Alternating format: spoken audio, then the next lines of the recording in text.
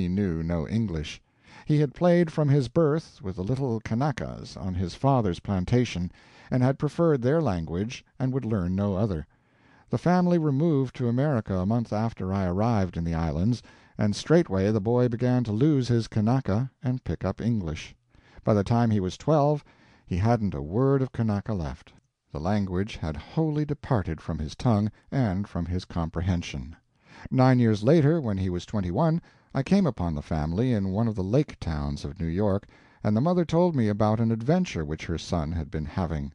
By trade he was now a professional diver. A passenger boat had been caught in a storm on the lake, and had gone down, carrying her people with her. A few days later the young diver descended, with his armor on, and entered the berth saloon of the boat, and stood at the foot of the companionway, with his hand on the rail, peering through the dim water. Presently something touched him on the shoulder, and he turned and found a dead man swaying and bobbing about him and seemingly inspecting him inquiringly. He was paralyzed with fright. His entry had disturbed the water, and now he discerned a number of dim corpses making for him and wagging their heads and swaying their bodies like sleepy people trying to dance. His senses forsook him, and in that condition he was drawn to the surface. He was put to bed at home, and was soon very ill. During some days he had seasons of delirium which lasted several hours at a time, and while they lasted he talked Kanaka incessantly and glibly, and Kanaka only. He was still very ill, and he talked to me in that tongue, but I did not understand it, of course. The doctor books tell us that cases like this are not uncommon. Then the doctors ought to study the cases and find out how to multiply them. Many languages and things get mislaid in a person's head, and stay mislaid for lack of this remedy.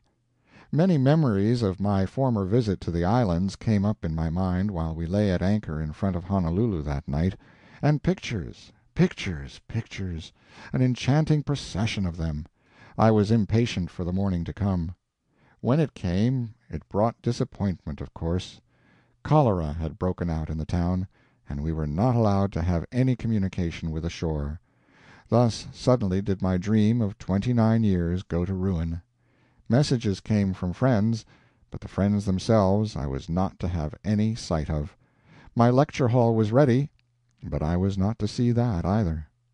Several of our passengers belonged in Honolulu, and these were sent ashore, but nobody could go ashore and return. There were people on shore who were booked to go with us to Australia, but we could not receive them. To do it would cost us a quarantine term in Sydney. They could have escaped the day before by ship to San Francisco, but the bars had been put up now, and they might have to wait weeks before any ship could venture to give them a passage any whither. And there were hardships for others.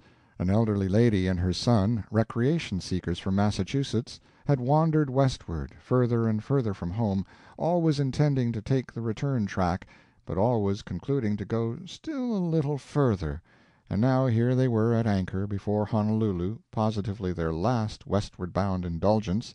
They had made up their minds to that. But where is the use in making up your mind in this world? It is usually a waste of time to do it. These two would have to stay with us as far as Australia. Then they could go on around the world, or go back the way they had come. The distance and the accommodations and outlay of time would be just the same, whichever of the two routes they might elect to take.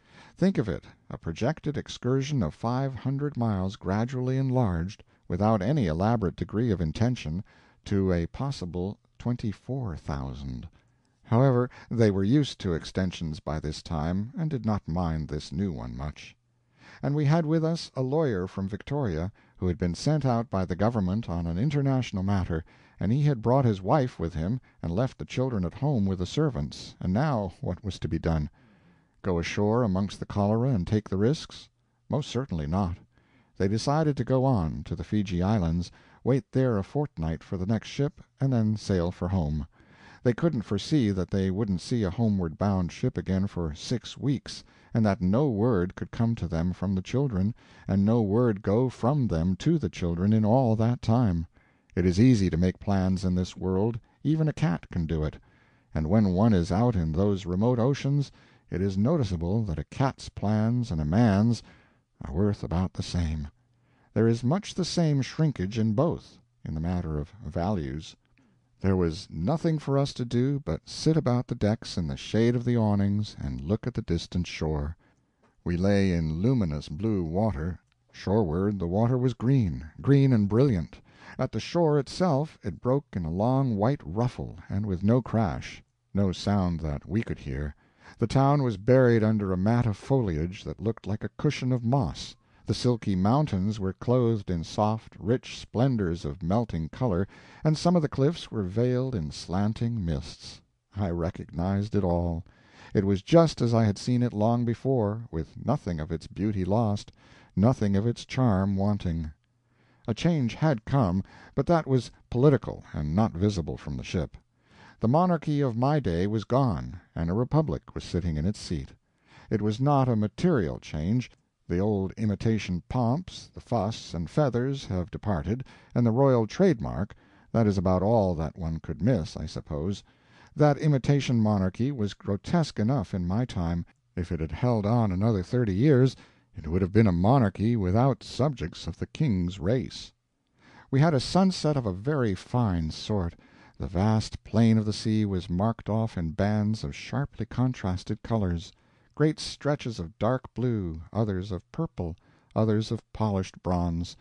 The billowy mountains showed all sorts of dainty browns and greens, blues and purples and blacks, and the rounded velvety backs of certain of them made one want to stroke them, as one would the sleek back of a cat.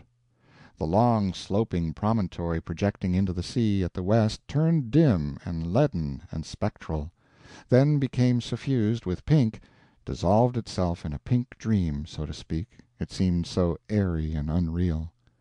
Presently the cloud-rack was flooded with fiery splendors, and these were copied on the surface of the sea, and it made one drunk with delight to look upon it. From talks with certain of our passengers whose home was Honolulu, and from a sketch by Mrs. Mary H. Kraut, I was able to perceive what the Honolulu of today is, as compared with the Honolulu of my time. In my time it was a beautiful little town, made up of snow-white wooden cottages, deliciously smothered in tropical vines and flowers and trees and shrubs, and its coral roads and streets were hard and smooth, and as white as the houses. The outside aspects of the place suggested the presence of a modest and comfortable prosperity, a general prosperity, perhaps one might strengthen the term and say universal. There were no fine houses, no fine furniture. There were no decorations. Tallow candles furnished the light for the bedrooms, a whale-oil lamp furnished it for the parlor. Native matting served as carpeting.